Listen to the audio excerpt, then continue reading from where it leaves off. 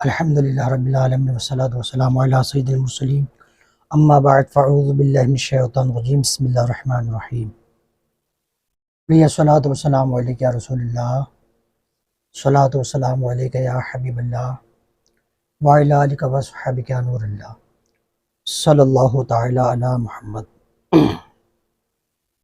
سرکار مدینہ راحت قلب سینہ صاحب معطر پسینہ صلی اللہ علیہ وسلم کا فرمان عافیت نشان ہے، اے لوگو بے شک بروز قیامت اس کی دہشتوں اور حساب کتاب سے جلد نجات پانے والا شخص وہ ہوگا جس نے تم میں سے مجھ پر دنیا کے اندر بکثرت درود شریف پڑھے ہوں گے۔ صلو علی الحبیب صلی اللہ علیہ محمد۔ ابلق گھوڑے سوار۔ محترم اسلام بھائیو، بیان کو توجہ کے ساتھ سنیے گا، ادھر ادھر دیکھتے ہوئے اس کی برکتیں ضائع ہونے کا اندیشہ ہے، اور اچھی نیتیں کر لیں، چونکہ جتنی اچھی نیتیں ہوں گی اتنا ہی زیادہ ثواب آتا ہے گا، کیونکہ بغیر نیت کا کوئی ثواب نہیں ملتا۔ حضرت سیدنا احمد بن اسحاق علیہ رحمت الرزاق فرماتے ہیں کہ میرا بھائی باوجود غربت رضا الہی کی نیت سے ہر سال بقرہ عید میں قربانی کیا کرتا تھا۔ اس کے انتقال کے بعد میں نے ایک خواب دیکھا کہ قیامت برپا ہو گئی ہے اور لوگ اپنی اپنی قبروں سے نکل آئے ہیں۔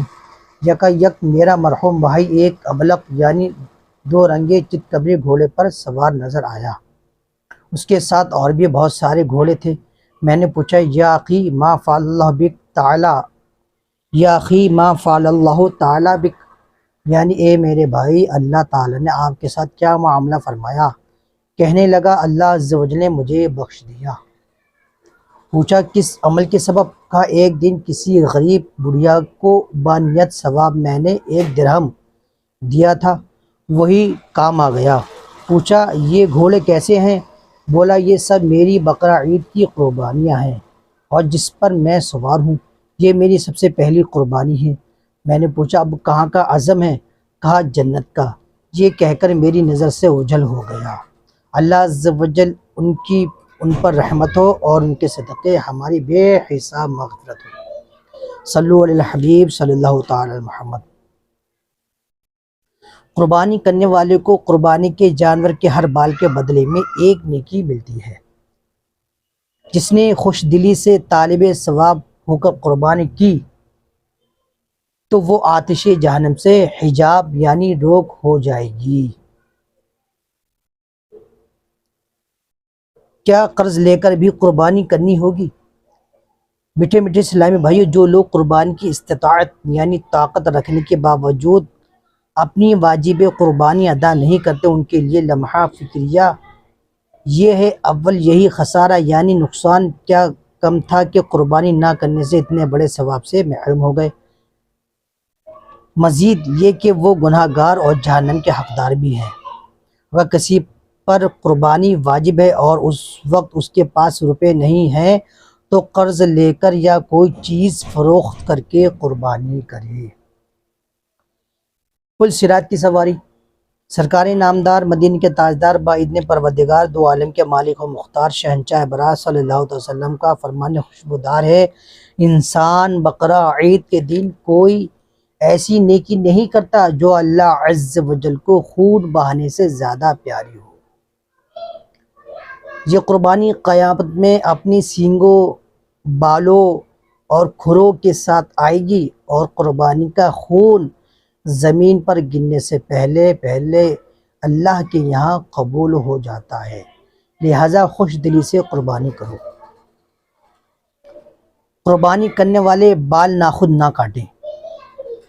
حکیم الامت حضرت مفتی احمد یار خان علیہ رحمت الحنان ایک حدیث پاک جب عشرہ آ جائے اور تم میں سے کوئی قربانی کرنا چاہے تو اپنے بال و کھال کو بالکل ہاتھ نہ لگائے، یعنی جو امیر وجوباً یا فقیر نفلاً قربانی کا ارادہ کرے وہ ذوالحجۃ الحرام کا چاند دیکھنے سے قربانی تک ناخن، بال اور اپنے بدن کی مردار کھال وغیرہ نہ کٹوائے، تاکہ حاجیوں سے قدرے یعنی تھوڑی مشابہت ہو جائے کہ وہ لوگ احرام میں حجامت نہیں کرا سکتے، اور تاکہ قربانی ہر بال ناخن کے لیے جہنم سے آزادی کا فدیہ بن جائے۔ سبحان اللہ۔ غریبوں کی قربانی، مفتی صاحب رحمۃ اللہ تعالی نے مزید فرماتے کہ بلکہ جو قربانی نہ کر سکے وہ بھی اس عشرہ یعنی ذوالحجۃ الحرام کی ابتدائی 10 ایام میں حجامت نہ کرائے، بقرہ عید کے دن بعد نماز عید حجامت کرائے تو انشاءاللہ عز و جل قربانی کا ثواب پائے گا۔ یعنی کہ کوئی غریب ہے، مال استطاعت نہیں ہے، اس کے پاس مال و دولت نہیں ہے، اور وہ بھی یہ چاہتا ہے کہ مجھے قربانی کا ثواب ملے، تو اس کو چاہیے کہ 10 حجۃ الحرام کا چاند، مطلب جو چاند نظر آتا ہے اس کا چاند نظر دیکھنے کے بعد نہ ناخن کاٹے نہ بال کاٹے، اور عید کی نماز پڑھنے کے بعد میں ناخن بال کاٹے تو انشاءاللہ عز و جل اسے قربانی کا ثواب مل جائے گا۔ صلو علی الحبیب صلی اللہ تعالی علی محمد۔ قربانی واجب ہونے کے لیے کتنا مال ہونا چاہیے؟ ہر بالغ مقیم مسلمان مرد عورت مالک نصاب پر قربانی واجب ہے۔ مالک نصاب ہونے سے مراد یہ ہے کہ اس شخص کے پاس 52.5 تولے چاندی یا اتنی مالیت کی رقم یا اتنی مالیت کا تجارت کا مال یا اتنی مالیت کا حاجت اصلیہ کے علاوہ سامان ہو، اور اس پر اللہ عز و جل یا بندوں کا اتنا قرضہ نہ ہو جسے ادا کر کے ذکر کردہ نصاب باقی نہ رہے۔ فقہائے کرام رحمہ اللہ السلام فرماتے کہ حاجت اصلیہ یعنی ضروریات زندگی سے مراد وہ چیزیں ہیں جن کو عموماً انسان کو ضرورت ہوتی ہے، ان کے بغیر گزرا اوقات میں شدید تنگی دشواری محسوس ہوتی ہے، جیسے رہنے کا گھر، پہننے کے کپڑے، سواری، علم دین سے متعلق کتابیں اور پیشے سے متعلق اوزار وغیرہ۔ اگر حاجت اصلیہ کی تعریف پیش نظر رکھی جائے تو بخوبی معلوم ہوگا کہ ہمارے گھروں میں بے شمار چیزیں ایسی ہیں کہ جو حاجت اصلیہ میں داخل نہیں، چنانچہ اگر ان کی قیمت 52.5 تولہ چاندی کے برابر پہنچ گئی تو قربانی واجب ہوگی۔ میرے آقا اعلی حضرت امام اہل سنت مجدد دین و ملت مولانا شاہ امام محمد رضا خان علیہ رحمۃ الرحمن سے سوال کیا گیا کہ اگر زید کے پاس مکان سکونت یعنی رہائشی مکان کے علاوہ ایک اور بھی مکان ہیں تو اس پر قربانی واجب ہوگی یا نہیں؟ الجواب واجب ہے، جبکہ وہ مکان تنہا یا اس کے اور مال سے حاجت اصلیہ سے زائد ہو، مل کر 56 روپے یعنی اتنی مالیت کے جو 52.5 تولے چاندی کے برابر ہو قیمت کو پہنچے، اگرچہ ان مکانوں کو کرائے پر چلاتا ہو یا خالی پڑے ہوں یا سادی زمین ہو، بلکہ اگر مکان سکونت اتنا بڑا ہے کہ اس کا ایک حصہ اس شخص کے جاڑے یعنی سردی اور گرمی دونوں کی سکونت رہائش کے لیے کافی ہو اور دوسرا حصہ حاجت سے زیادہ ہو، اس سے دوسرے حصے کی قیمت تنہا یا اسی قسم کی حاجت اصلیہ سے زائد مال سے مل کر نصاب تک پہنچے، جب بھی قربانی واجب ہے۔ صلو علی الحبیب صلی اللہ علیہ محمد۔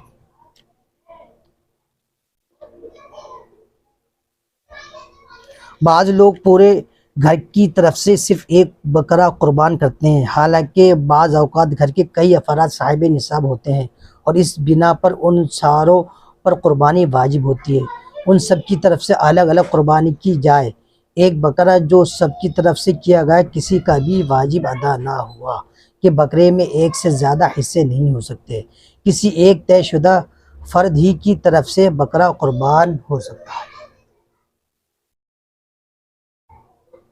گائے، بھینس اور اونٹ میں 7 قربانیاں ہو سکتی ہیں۔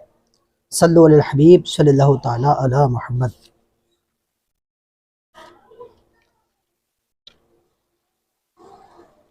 بکری جنتی جانور ہے، بکری کی عزت کرو اور اس سے مٹی جھاڑو کیونکہ وہ جنتی جانور ہے۔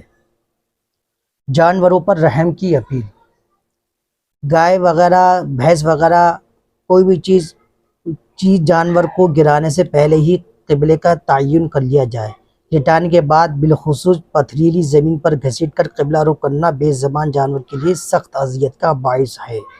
اکثر لوگ کیا کرتے ہیں کہ بھینس کے پیر باندھ دیتے ہیں، انہیں کھینچ دیتے ہیں تو اتنی دھڑام سے گرتے ہیں، تو اس میں اذیت، اسے بے جانور کو پریشانی میں ڈالنا یہ بھی بہت بڑا گناہ ہے۔ تو محترم اسلام بھائی، اس سے بھی بچیں، آپ لوگ اس چیز کا خیال رکھیں کہ قبلے کا رخ پہلے سے تعین کر لیں کہ ہمیں کدھر اس کا رخ کرنا ہے۔ بہرحال اللہ عز و جل جو سنا اس کو یاد رکھنے، اس پر عمل کرنے اور دوسرے تک پہنچانے کی توفیق عطا فرمائے۔ صلو علی الحبیب صلی اللہ علیہ محمد۔